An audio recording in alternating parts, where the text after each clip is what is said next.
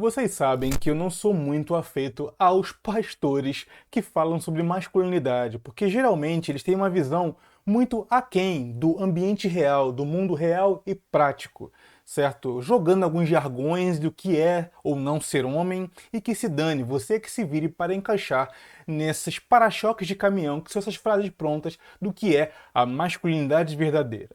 Bem, já veio 2 ou 3 pastores aqui no nosso canal onde falamos um pouco, e eu, claro, discordando da visão deles de masculinidade. Eu não sou contra religiões, enfim, já disse isso aqui.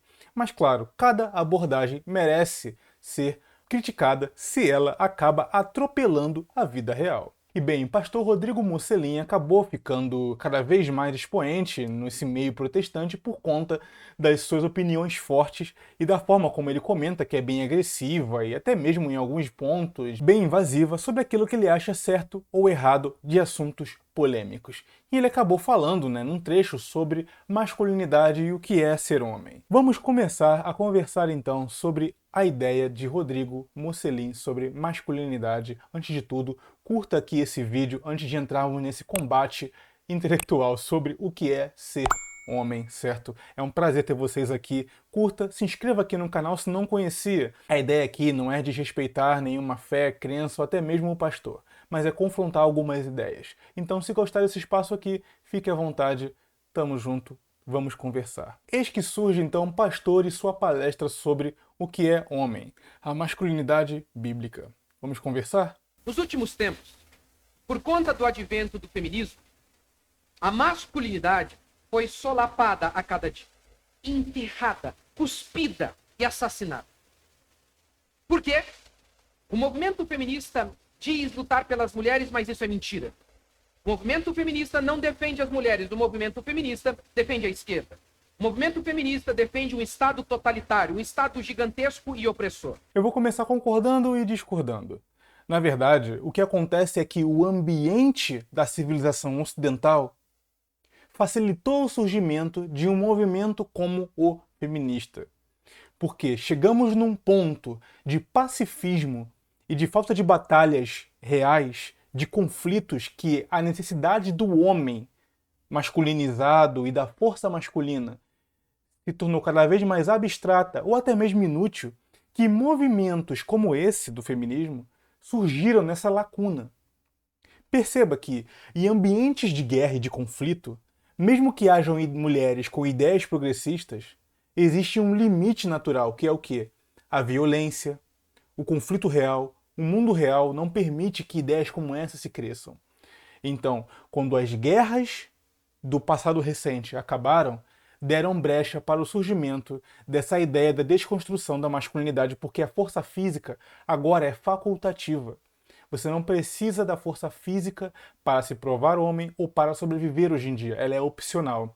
Claro que aqui no nosso espaço nós pregamos que você deve manter essa masculinidade virilizada em algum nível da sua vida. Mantenha a mente sã e o corpo selvagem, porque parte da sua masculinidade é sim ligada ao seu corpo. Mas entende que para você sobreviver num mundo como hoje, modernizado ou pós-modernizado, é opcional essa masculinidade? É esse o problema, certo? Você tem que escolher agora ser homem, você não precisa sê-lo para sobreviver. Então sim, o feminismo ele tenta desmasculinizar, por entendendo que tudo aquilo que é masculino acaba tendo um caráter de toxicidade. No entanto, não é o feminismo culpado disso. É um processo civilizacional. Ou vocês acham que em ambientes de guerra já não havia mulheres com pensamentos mais progressistas, mas que não cresceram justamente porque a realidade falava mais alto. Por que então elas lutam tanto contra o homem macho? Porque para elas o mundo ideal era o mundo das Amazonas, onde há apenas mulheres. Um mundo lésbico. Porque elas odeiam o homem macho. Elas não têm problema com os homens frouxos, mas elas com os homens afeminados. Mas elas odeiam o homem macho.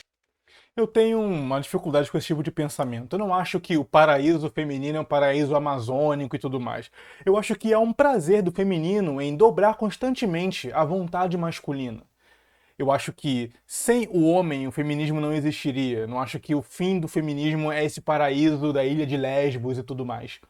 Pelo contrário, eu acho que enquanto houverem homens a serem dobrados, haverá prazer de muito do movimento feminista em dobrar a vontade masculina.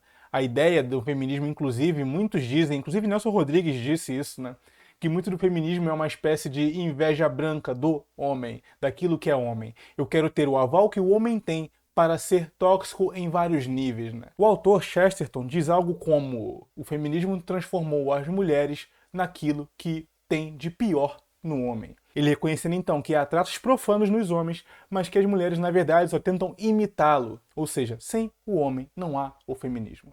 Então não, esse paraíso das Amazonas não é o fim último do feminismo, e sim uma inversão no qual o homem reconhece o poder na mulher, enquanto a mulher pode ter o aval para comportar-se como o pior dos homens. Eu acho que isso está muito mais perto do mundo idealizado por algumas mulheres que encabeçam a ideologia, ou melhor, a parte intelectual aí do feminismo. O homem encoleirado e não o homem que não existe.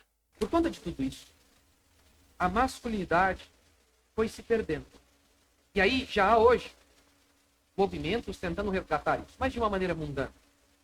Para alguns, ser macho é, pastores até falam, falar palavrão, fumar charuto, beber e chamar pra porrada. Bom, aqui eu concordo com o pastor. Tem muita galera aí dizendo que você ser o pior que o homem tem a oferecer é ser homem.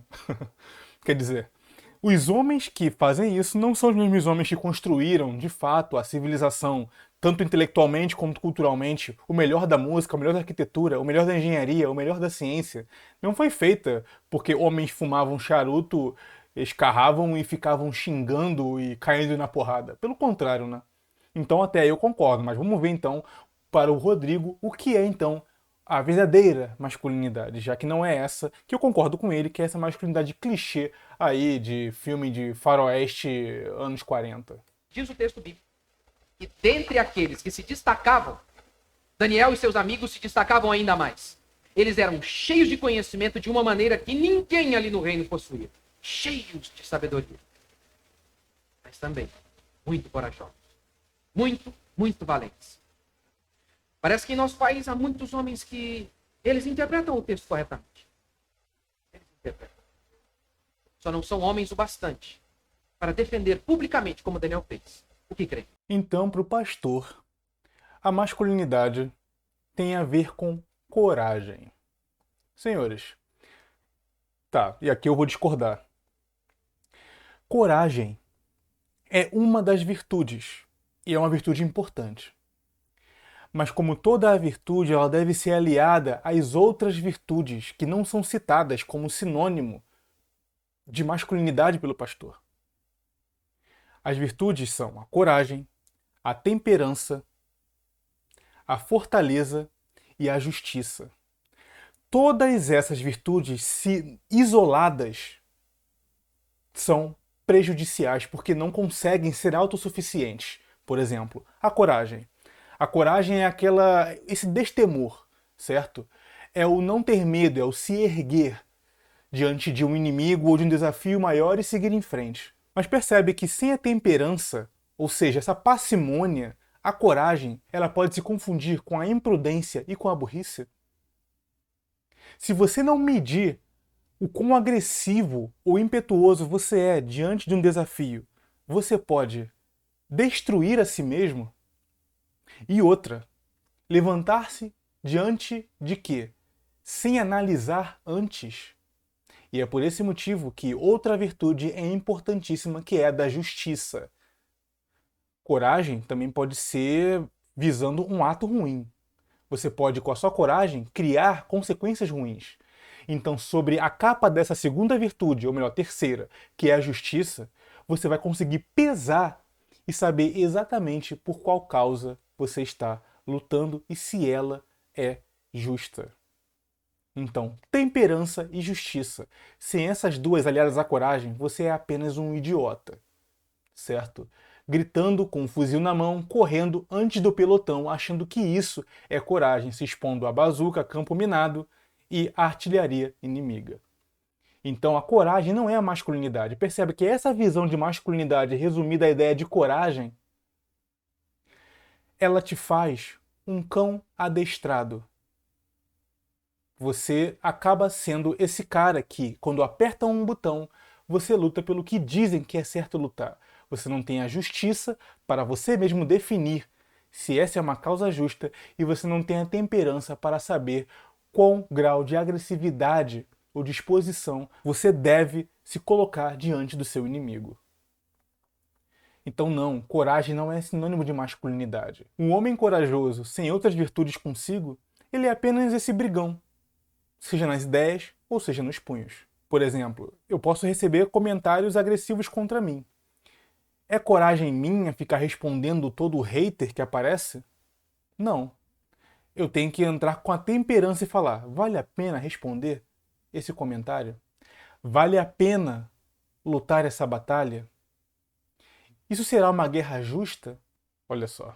Enfim, é esse equilíbrio que vai fazer você um homem virtuoso. E na minha visão, uma visão muito mais saudável de masculinidade do que simplesmente a coragem de se levantar diante de um inimigo ou professar algo publicamente.